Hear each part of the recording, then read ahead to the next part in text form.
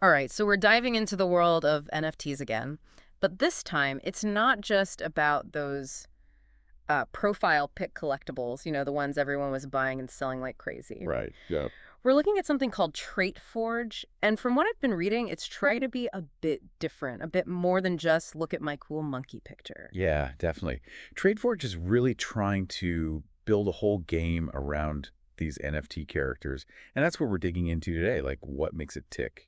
Exactly. We're taking a deep dive into TraitForge, trying to figure out what it is, how it works, and if it's really as groundbreaking as some people are saying. So let's start with the basics. What exactly is TraitForge? So imagine like a digital collectible game. But instead of Pokemon cards, you have these, well, they call them characters with these unique traits, kind of cyberpunk-ish. Yeah. I've seen some of the images. They're pretty slick. But it's a game, right? So there's got to be more to it than just collecting. Oh, yeah, there's a lot more to Yeah. it. There are three main things you can do in TradeForge: minting, nuking, and forging. Minting, nuking, and forging. All right. I'm intrigued, but break it down for me. What do those even mean? Let's start with minting. Okay, so minting is basically how new NFTs get created or born in the game. Gotcha. But here's what gets kind of interesting. Each generation of NFTs that gets minted costs more than the last. Oh, so there's like built-in scarcity. Exactly. So the earlier you get in on the action, the cheaper it is to mint, and potentially the more valuable those early NFTs become. Kind of like first edition collectibles. Interesting. So there's already a strategic element there. Get in early, potentially reap the rewards later. Okay, what about nuking? That sounds a little intense. It does, right. But it's actually a key part of the game's economics. Yeah. Basically, you can choose to nuke your NFT, which, yeah, it destroys Well, it. disappears. It's gone. But here's the thing. When you nuke an NFT, you get a payout from this pool of money called the nuke-fund. Okay, so it's not just wanton destruction. There's a method to the madness. Right. And the longer you hold on to an NFT before you nuke it, the bigger its nuke factor grows, and the bigger that payout from the nuke fund will be. Hold on. So now there's this whole risk-reward thing going on. Do you cash out early, get something while you can, or do you hold on hoping to hit it big when the nuke factor is sky high? See? That's what makes it so interesting. That's wild. Okay, we've covered minting, we've covered nuking.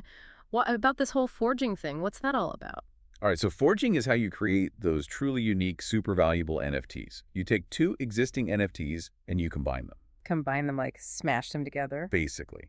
And this creates a brand new NFT with a blend of the traits from its, let's call them parents. So are we talking like breeding digital racehorses here? Trying to get the perfect combination of traits? Kind of like if one NFT has a highly sought after cybernetic arm trait and the other one has this super rare holographic cloak, well, their offspring might inherit both. And then that NFT becomes super desirable, driving up its value in the marketplace. Precisely.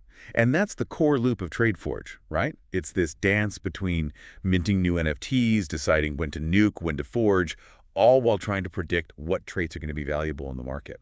It's like a living, breathing economy built entirely around these digital collectibles.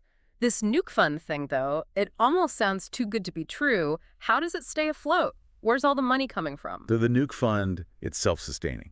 Every time a transaction happens in TradeForge, minting, forging, even those failed forges, a small portion of that goes right into the nuke fund. So it's like this constantly evolving pot of money fueled by the players themselves. Yeah, and that's what makes it fascinating, right? It's the players who are driving the value, making the decisions that impact the entire game. So we've gone from look at my cool picture to I'm strategically managing digital assets, playing the market, and trying to make a profit. It's a whole different ballgame. For sure. And I think that's what TradeForge is really trying to do. Push the boundaries of what NFTs can be, from static images to something dynamic, something that involves actual gameplay and strategy. Right. It's a game, it's an experiment, it's maybe even a glimpse into the future of NFTs. Who knows? Only time will tell. What do you think about TradeForge? Let us know your thoughts. Is it the future of NFTs or just another fad? We want to hear from you after the deep dive.